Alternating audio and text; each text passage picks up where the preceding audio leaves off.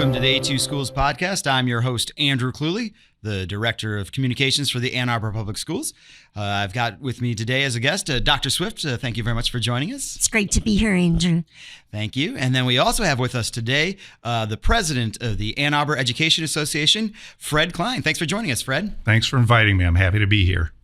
So we brought in Fred because this week has been Teacher Appreciation Week, and we just figured it'd be a perfect time to get Fred in and thank him and thank all of the wonderful teachers in the Ann Arbor Public Schools and all the wonderful teachers all across the globe. Yes, we're so delighted, Fred. It's always a pleasure to be with you anytime I get that opportunity. But this is like just a special week. And I feel that I've always felt that way, but I feel that way even more now because of the incredible work that our teachers continue to do despite the challenges that we have faced. You know, we've been back now almost 2 full years, and yet every day continues, as we all know, to be that challenge that teachers have always known, but raised by magnitude, an order of magnitude. Yeah. No, teachers are going to handle anything. If they're asked to give 100%, they're going to give 100. If they're asked to give 120%, they're going to give 120%. They always go above and beyond, and I'm very proud to be a teacher and to also represent teachers as president of the AAEA. Absolutely. As you said, you're proud to be a teacher. How did you get into the field of teaching in the first place, Fred? A couple reasons. So my mother was a teacher, and she taught in South Lyon. So their breaks didn't always align with Ann Arbor's breaks. So many times when I was on break, I would go to work with her and, get to be kind of a guest teacher when I was a teenager. And that was a lot of fun. And then over the years, I just stayed in touch with a lot of friends from elementary school. And we always reminisce about the great years we spent as students at Hazley Elementary School. And it was such an important part of my life. And I just knew that I wanted to be able to do that for my profession, and that was my calling, to become a teacher. And because of my time in Ann Arbor Public Schools as a student for 13 years and then as a teacher for 33 years, I spent 46 years in the Ann Arbor Public Schools, so more than half my life. I think you're breaking the record, Fred. I just have to say. But I just want to share how much I appreciate that story. And I don't know of a teacher that when you ask that question, they can immediately go to their why. I don't know that every profession gets that as easily as teachers do. And my best days that I always love and appreciate are my 13 years in the classroom, grades 6 through 12. And it is truly an extraordinary calling. And I so appreciate our teachers who've answered that call, especially, I say, Andrew, all the time, it's always been an important profession, always. In fact, Dean Moji at the University of Michigan School of Ed says, teaching is the #1 profession because it enables all other professions. Absolutely. I love that, don't you? I do. And yet, I know that teachers come for a why, and yet there is this challenge that we face. And so I think it is the most important profession, and also there's never been a more important and critical time than the time we're in now. I couldn't agree more. So as we celebrate Teacher Appreciation Week, and I think it doesn't matter who you are, there is at least one teacher that you'll look back on fondly, have a memory of. What do you think it is, that thread that connects those teachers that go above and beyond, that students end up remembering for decades and decades? I think it's a sense of the love that they have for the students, which we all do, the love for the profession, love of being a teacher, love of our colleagues, and that comes through. And when you can feel that as a student, that is an extremely powerful thing to feel that from a teacher who you look up to and who you want to be in that classroom with every day. Fred, I so agree. I've been out on the Listen and Learn tour this spring, working to really refine our plans for the future. And I just have to share, out of all the meetings I've been in, at every engagement, teachers come up as one of the primary strengths of our school district, our organization, our community. And I want to add that it comes through the voices of students also. Thanks to the government assignment of Mr. Long over at Huron, I've had a good turnout of high school students on the tour. I so appreciate that assignment because it gets me to talking with them. You're right, Andrew. Every single student points to a teacher who made the difference, made the connection, and made the difference for them. And Fred, do you always know when that student is in the classroom that you're making that connection, that you're going to have that lifelong impact? Or does it sometimes come as much of a surprise to you as anyone else when you hear someone say, oh man, Mr. Klein is the reason why, da, da, da? The goal is to know that when you're with students. But every once in a while, I am surprised. A student will reach out when they're graduating from college and thanking me for being part of their journey. I had a student once nominate me for Who's Who in American Education. That was a student that I didn't think, saw me in that way, and I was very flattered by that. So, but I mean, the goal is to always make that connection with every kid in your classroom. And sometimes it's very obvious, and sometimes it's less obvious, but I think it's always there. Isn't that great? That is awesome. And as we mentioned earlier, you are a product of the Ann Arbor Public Schools, and you're also stayed around to become a teacher here. And I know that earlier this fall, we had an entire podcast with a couple of teachers that also fit that bill. Now, they're teachers that had just joined us, not quite as many years with the district as you have, Fred. What is it that we need to do to make it so that, and not just Ann Arbor Public Schools, but in general, that we can keep going on finding out the next generation of great teachers and making it a profession that more students want to participate in? Well, I think part of the issue is public schools have been so politicized, and we need to partner together as teachers, as parents, as administrators, superintendents, boards of ed, to take back control of our state legislatures so that we can elect people that prioritize our public schools and that know that adequate funding is important to attract young people back into this profession and to retain the people that are dedicating their lives to this calling. Exactly. Fred, one of the photos that stuck with me from New Teacher Orientation Day last fall was this photo of, how many was it, Andrew? I think it was 8 or 9. 8 or 9 first-year teachers, all alums of Ann Arbor Public Schools.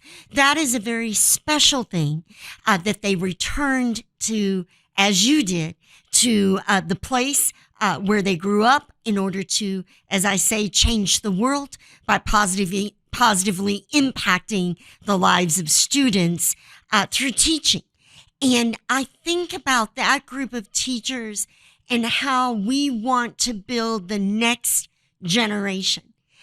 We don't have the ability to see 30 years down the road as to how their careers will go, but we do know some fundamental shifts that we're going to need across the state of Michigan and the country in order for education and the education of our children to be the priority that we all want to believe it is. I couldn't agree more. I don't have anything to add to that. You nailed that. Yeah. I just want to say that I was also really thrilled when I was hired by the Ann Arbor Public Schools, and I was actually hired at the elementary school, which I attended as a student. So that was like full circle for me. And what a joy that was. It's so wonderful. And I think you've set the record of 46 years. So I want to share, though, that one of those alums shared with us the very teacher who talked to her about being a teacher.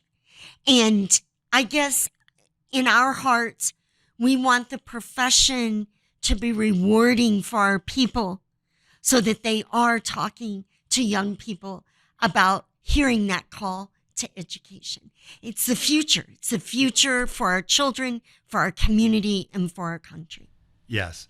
And I'm thrilled to say that I have a former student who is now a teacher in the Ann Arbor Public Schools. So I'd like to think I maybe had a little something to do with that. Absolutely. We have a long way to go, and I don't want to lose the folks with 46 years, and yet we're always needing to plan for that next generation of teachers. So it's a priority to care for and support our experienced teachers, and then also to build up and bring in and have positive experiences for those who have the courage to enter this profession at this historic time. Absolutely, yeah. And we did some good things in this last election cycle, and that's where we're going to need to continue to get it done. We've got a window now of about a year and a half till the next election cycle, and then we're going to have to ramp up our efforts and continue to elect and increase the majority of people in our legislature that will support public education in the state of Michigan. And as you said, beyond, in the whole country. Right.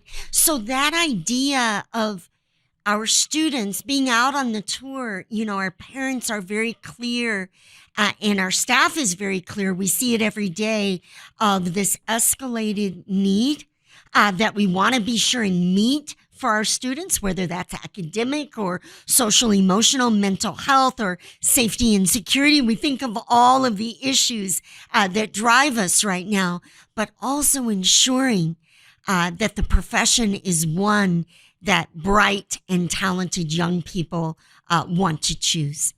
Yes. Yeah, let's partner together and let's get that done. And elect people that are going to support us, not just in policy, but also financially.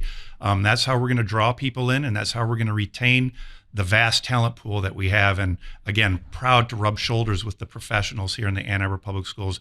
I think we have the best and the brightest in the state right here in our school district. We absolutely do, and I'll see you and raise you one. I think they're the best on the globe and on the planet.